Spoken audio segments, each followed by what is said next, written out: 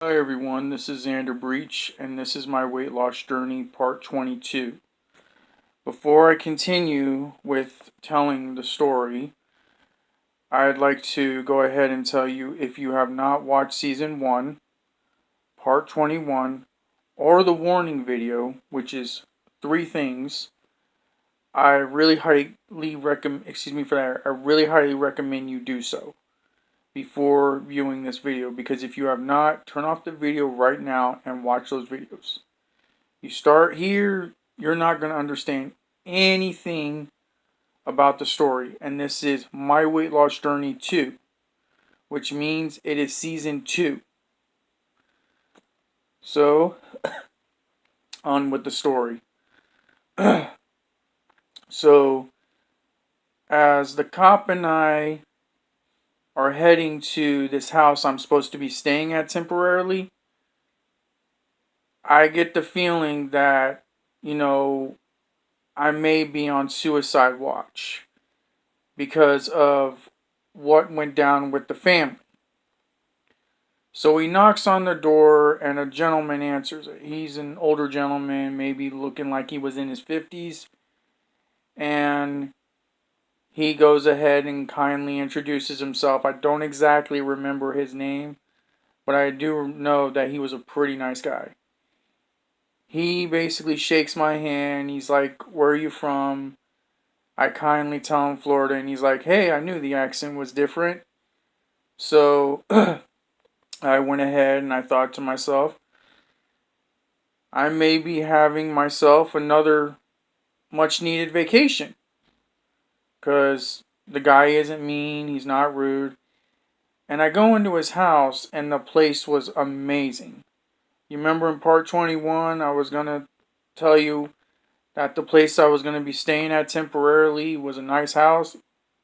This is what you're about to find out. This man had a full-fledged movie collection, flat screen TV, a real nice Christmas tree, because I guess he hasn't taken the Christmas tree down and it was right after New Year, so that's understandable.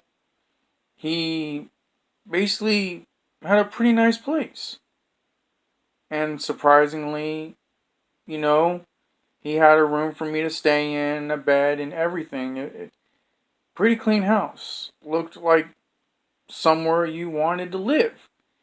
And what I didn't know is he was helping others as well. So other people were staying there, and the place he had was basically what was called a, I guess they call it a respite care, but I don't want to go into further detail on it, but it was a place associated with the how can I say, the rehabilitation place I was going to go to get some help. So he was associated with that place. And instead of going to a psych ward, I went to an actual house. So I was actually pretty happy about that. I don't exactly remember where in Texas he was staying at, but it was away from the family, which is what I needed. So that night, I asked him if we can watch a movie, and he was kind enough to let me watch one of his movies. It had a good cast to it. It was about a teacher who taught salsa dancing. Came out in the early 2000s, but it was a really good movie. After the movie was over, I went ahead, went to bed. I guess after a long day, you would expect I get tired and sleepy, and he actually fixed me up some dinner. It was a sandwich and some chips. It was really, really good, and I loved it. So I went ahead and went to bed, went to sleep, a lot on the brain, wondering what's going to happen next, what's going to go on next. And turned out to finally, I had a really great sleep. After all the problems I went through, after the bad holiday season I went through, finally was able to get the rest I needed. So I go to sleep, and the next morning I wake up, and you know I'm smelling breakfast. I haven't had cooked breakfast in God knows how long. And this guy was literally cooking breakfast for that error. He was cooking breakfast for everybody. So it was like, wow, something I haven't had in God knows how long, and you know, it was nice. So I get up and he's like, "Are you hungry?" I'm like, "Yeah." So he cooked up some breakfast, everyone had a portion, and we all had something to eat.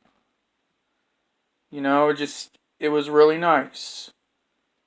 He told me about some music his cousin made and that she was a part of the electronic genre, I would say. And it was really interesting, but the photo on the album cover was quite strange.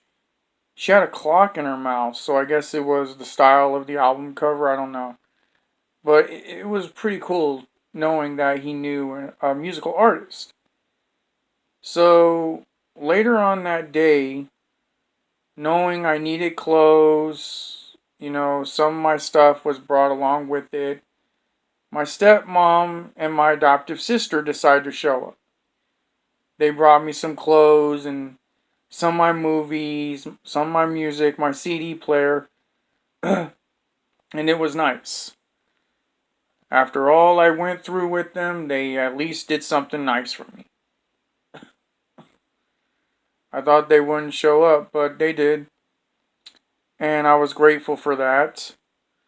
So after they brought my stuff, they said and asked me, how you doing? How was your sleep last night? I was like, it was great.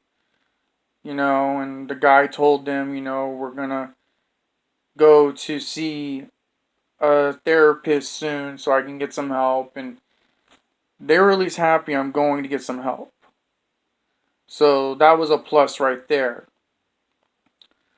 So the next thing I know, I'm just relaxing and enjoying what is now my vacation.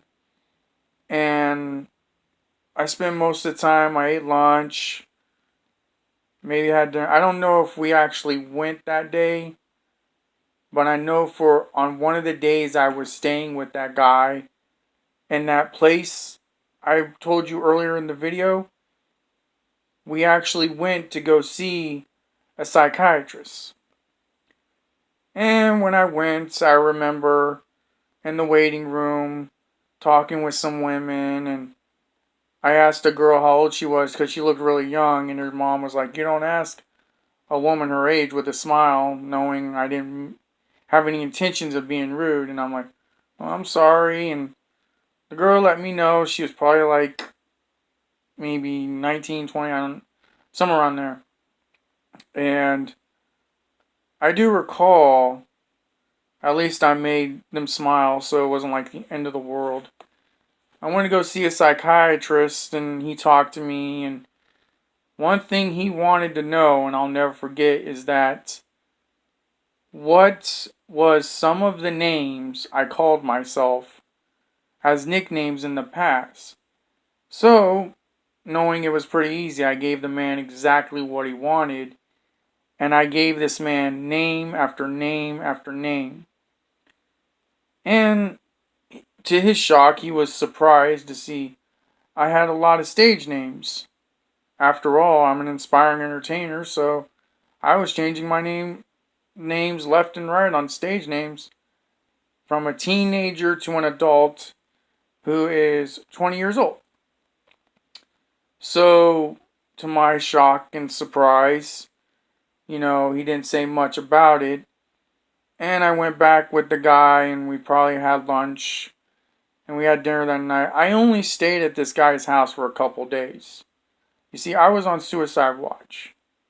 That's what they wanted, and when they found out I wasn't that bad anymore, they had me go to another house.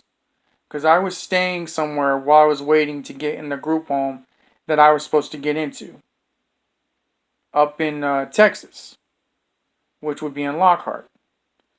So, going into this next place, I would meet a guy who had a lot to say, and actually a new roommate.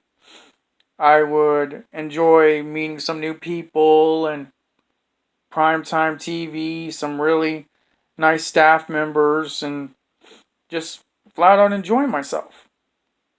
You know, socialize, make new friends, have a good time. While I was waiting to get into the group home I was going to get into in Texas. So, I end this by saying, it's always a pleasure doing these videos. And another thing, God bless you. And I would also like to say that I'm sorry it's been a while since I've done these videos, but y'all take care of yourself. And like I said before, I said what I was going to say. God bless you, and see you later.